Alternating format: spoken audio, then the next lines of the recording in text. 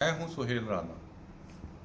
गुज़श्ता रोज़ मैंने ट्वीट में कहा था कि मैं सुबह बताऊंगा कि एक अहम शख्सियत से चीन के कहने पर इस्तीफ़ा ले लिया जाएगा, और ऐसे ही हुआ। जनरल आसिम बाजवा से इस्तीफ़ा ले लिया गया। इस्तीफ़ा उन्होंने दिया नहीं, लिया गया है। 10 रोज़ कबल वज़ीर ख़ारजा और ISI के सरबराह चीन गए। चीन के वज़ीर ख़ारजा से मुलाकात हुई, वज़ीर आज़म चीन सदर से उनकी मुलाकातें हुई। उन्होंने चंद खदशात का जिक्र किया जो आसिम बाजवा के मतलब थी।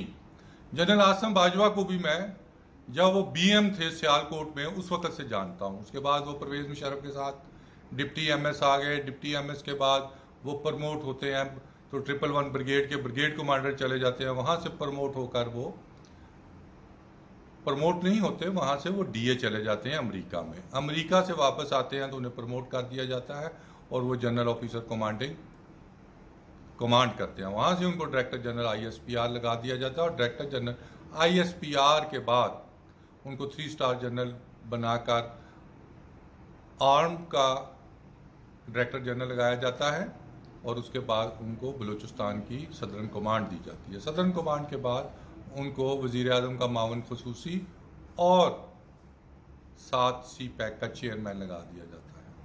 CPAC के चेयरमैनशिप के तौर पर उनके ख़िलाफ़ बेतहाशा इल्ज़ामात थे जो पाकिस्तान में भी थे और पाकिस्तान से बाहर भी थे, लेकिन वो इसको कंटिन्यू करते रहे। चंद रोज़ कबल एक बहुत बड़ा वाक़या होता है। 10 से 16 के दरमियान चीनी मारे जाते हैं। तो जनरल आसिम बाजवा कहते हैं कि सिलेंडर का वाक़या था, सिलेंडर फटा था, तब हुआ। वज़ीर दाखिला भी उस पर यही बयान देते हैं, फवाद चौधरी साहब भी यही बयान देते हैं। लेकिन जब चीन की टीम पाकिस्तान में आती है तो वो एक रिपोर्ट प्राइम मिनिस्टर, प्रेसिडेंट और आर्मी चीफ को दी जाती है, जिसके बाद चीनी क़यादत डायरेक्टर जनरल ISI और वज़ीर ख़ारजा से ये मुतालबा करती है कि CPAC के चेयरमैन को तब्दील किया जाए, और यूं आज उनसे इस्तीफ़ा ले लिया जाता है शाम 5 बजे। कल मैंने इसी वक्त 6:50 पर बादबान से ट्वीट की थी कि एक अहम शख्सियत से इस्तीफ़ा लिया जाएगा जो चीन के कहने पर लिया जाएगा।